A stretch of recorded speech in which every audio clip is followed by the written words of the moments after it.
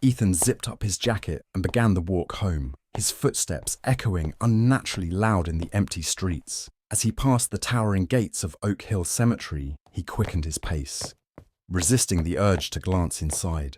Tales of ghostly apparitions, whispers in the dark, and shadows that moved when they shouldn't haunt the place. But they were just that, tales. Or so he kept telling himself.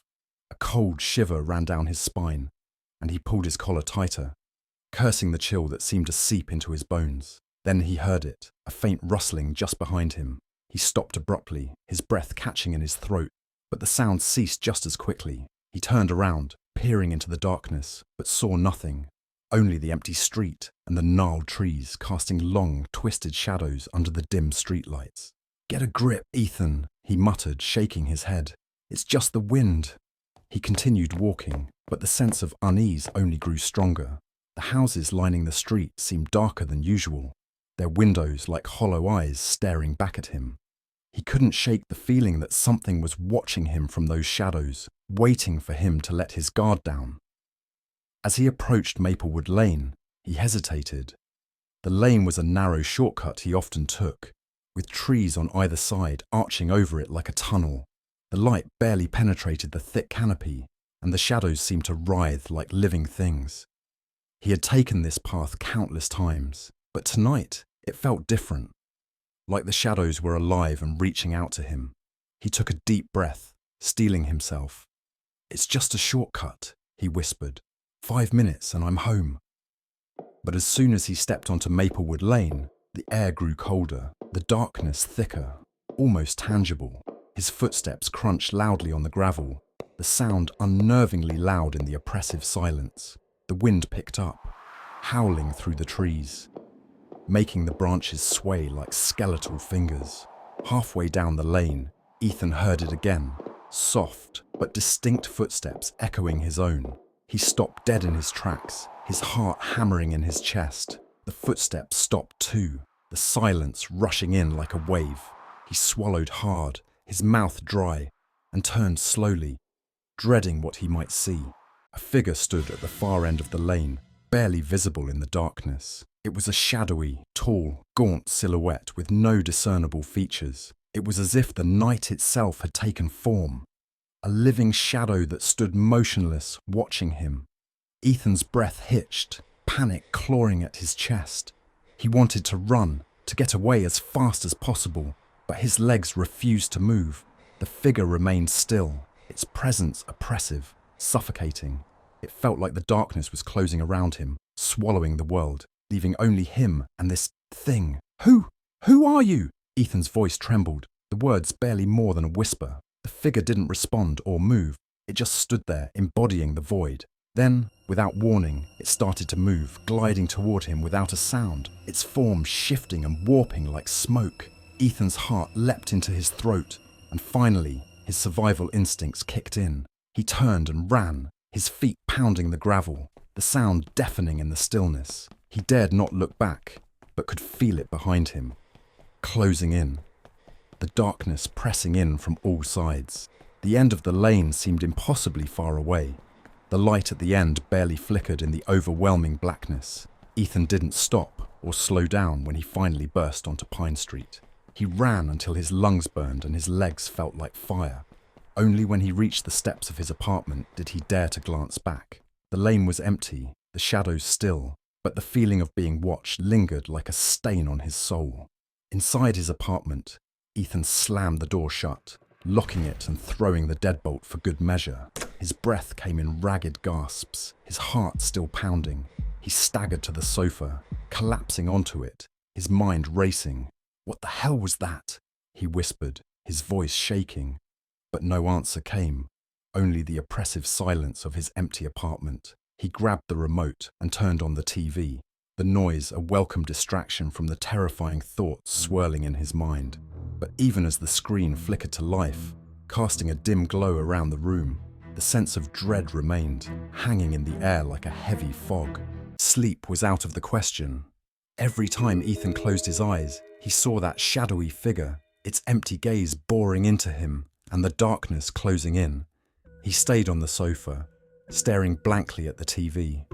the images on the screen doing little to distract him from the fear gnawing at his insides. The next day, the events from the previous night were still fresh in Ethan's mind. He moved through the day in a daze, unable to shake the unease that clung to him like a second skin. At work, his co-workers noticed his odd behaviour. He was jumpy and distracted, and his usual easygoing demeanour was replaced by a nervous edge. During his break, Charlie, the diner's cook and Ethan's closest friend, joined him at the small table by the window, his face concerned. "Ethan, you look like hell," Charlie said, his voice laced with worry. "What happened, man?" Ethan hesitated, unsure how to explain what he'd experienced. "Charlie, something freaky happened last night." Charlie leaned in, his expression serious. "What do you mean? You see something?" Ethan nodded slowly. "Yeah. On my way home. I was taking Maplewood Lane and... I don't know, Charlie. There was this thing, a shadow, a figure. It was just standing there watching me." Charlie's brow furrowed. "Maplewood Lane. You know people say that place is haunted, right? Especially near the cemetery. They say the spirits of the dead wander those areas, looking for someone to take with them." Ethan felt a chill run down his spine. "I don't know what I saw, but it wasn't normal. It felt wrong, like it wasn't supposed to be there, like it was hunting me." Charlie nodded grimly. "You're not the first to see something like that. I've heard stories, people seeing shadows, hearing voices, feeling like they're being followed. Some say it's the spirits of those who died in the old fires, back when the town was first settled. Others think it's something older, something that's always been here." Ethan shook his head, trying to make sense of it all. "Whatever it was, I'm not going back that way again." "Good idea," Charlie agreed. "Stick to the main roads, and if you have to, bring a friend with you." The bell above the diner's door jingled as if on cue, and a woman entered holding a leash. At the other end was a large black dog with piercing yellow eyes that seemed to glow in the dim light. The woman, a regular named Maggie, smiled as she walked over to the counter. "Hey, Ethan," Maggie greeted him warmly. "This is Shadow. He's been keeping me company lately. Say hello, Shadow." The dog trotted over to Ethan, its eyes locking onto his with an intensity that sent a shiver down his spine. But when he reached out to pet the dog, Shadow's fur was warm and soft, a surprising contrast to the cold, piercing gaze.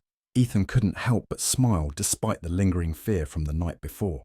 "Hey there, Shadow," he murmured, scratching behind the dog's ears. "You're a good boy, aren't you?" Maggie chuckled. "He's a bit of a loner, but he's got a good heart. Keeps the bad things away, or so they say." Ethan nodded absently, his mind still on the shadowy figure from the night before. "Yeah, I could use a bit of that." As the day wore on, Ethan felt the tension slowly easing. Shadow's presence was a small comfort, a silent guardian amid the encroaching darkness. Maggie's warmth and the dog's calm demeanour seemed to offer a reprieve, though the memory of that night still lingered in the back of his mind. But as the sun set, and the oppressive darkness settled over Evermore once more, Ethan found himself walking home with a renewed sense of dread.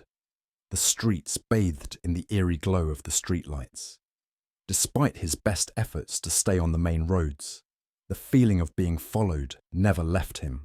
That night, Ethan tried to keep himself busy, rearranging his apartment and tidying up in a futile attempt to stave off the anxiety that gnawed at him. But as the hours passed, the oppressive silence of his apartment became unbearable. Every creak of the building, every gust of wind outside seemed magnified, reminding him of the shadowy figure that had haunted his steps. Around midnight, as Ethan was about to head to bed, he heard a soft, scratching sound at the door. His heart skipped a beat and he froze, staring at the door as if it might burst open.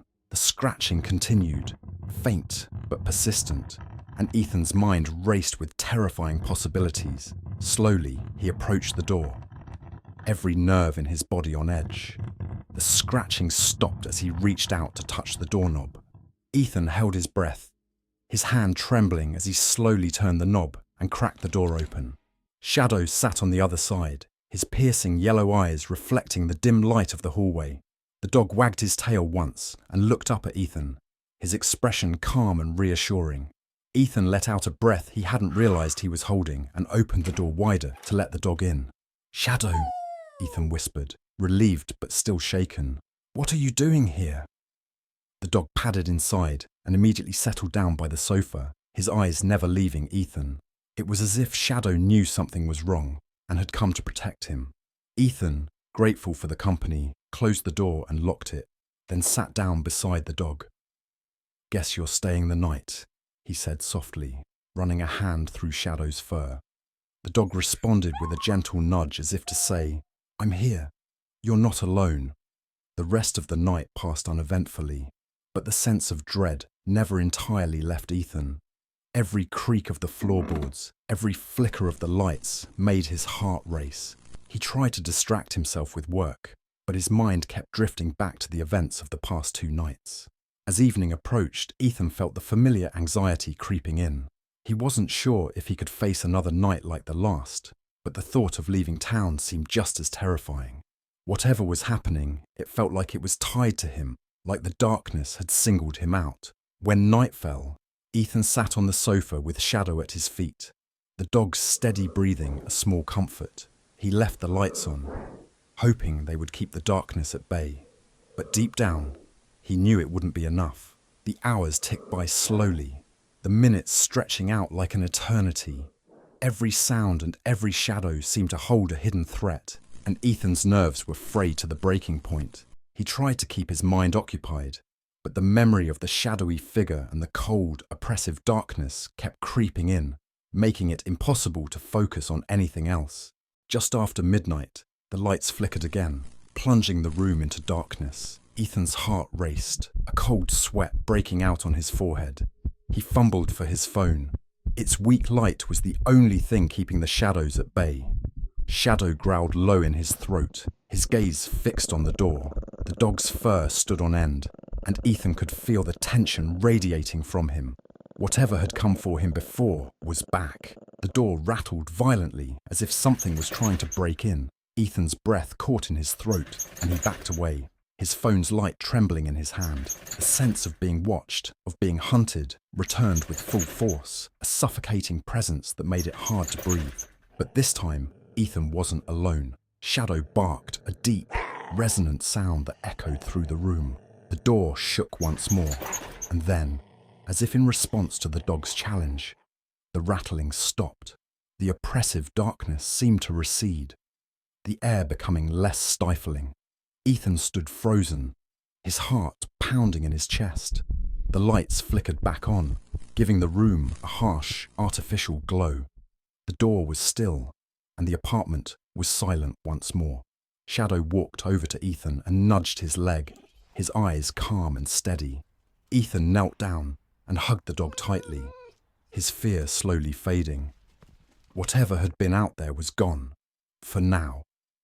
The night passed without further incident, and by morning, Ethan felt a sense of exhaustion that went beyond physical tiredness. The events of the past few nights had taken their toll, leaving him drained and on edge. But as he looked at Shadow lying peacefully on the rug, Ethan felt hope. The dog had protected him and stood by his side when the darkness had come for him. Maybe, with Shadow's help, he could find a way to face whatever was haunting him. As the sun rose, casting the first rays of light through the window, Ethan made a decision. He wouldn't let the fear control him any longer. With Shadow by his side, he would confront the darkness head-on and find a way to banish it for good. But deep down, he knew that the battle was far from over. The shadowy figure was still out there, waiting in the darkness, biding its time. And when it returned, Ethan would be ready, determined not to let it consume him. For now, though, the daylight brought a fragile peace, and Ethan resolved to enjoy it while it lasted. Shadow lay beside him, his warm presence a reminder that even in the darkest times, there was still hope. As the morning light filled the room, Ethan dared to believe he could survive the shadows on Maplewood Lane.